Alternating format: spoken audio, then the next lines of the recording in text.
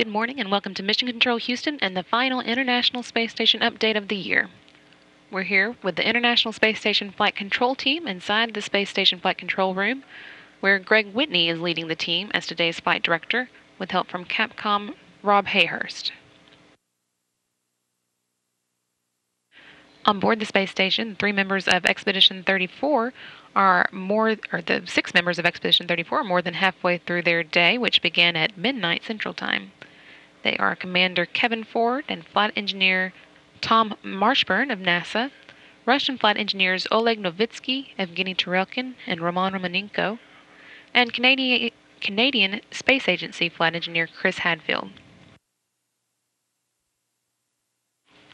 Ford, Novitsky, and Turelkin have been at the space station since October 25th when their Soyuz TMA-06M vehicle docked to the Russian Poisk module.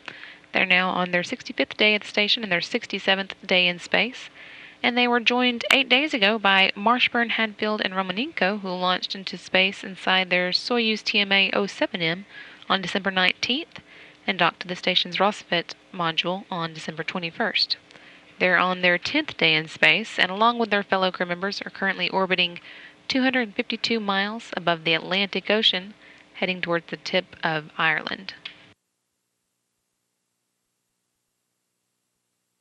After arriving just last week, the new crew members got their first week in space off to a running start on Monday with a full load of maintenance, science, and orientation activities.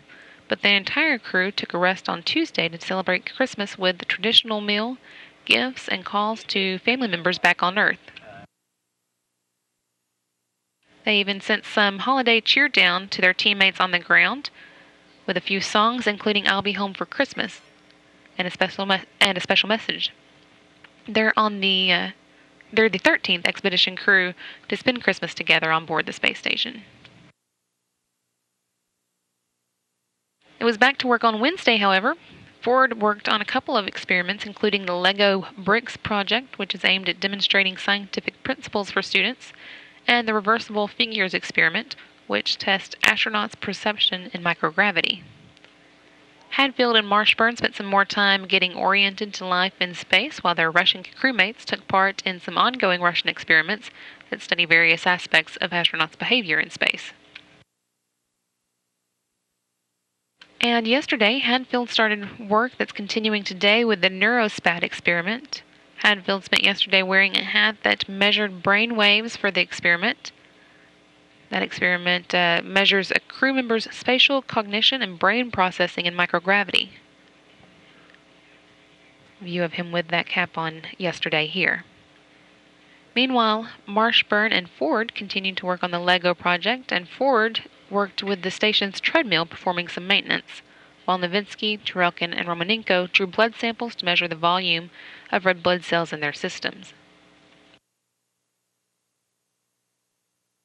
Today, the new crew members are focusing most of their efforts on orientation and a crew healthcare system drill, while Ford works on the InSpace 3 experiment, which studies the fundamental behavior of magnetic colloidal fluids under the influence of various magnetic fields. That's what's been going on in space this week, and this is Mission Control Houston.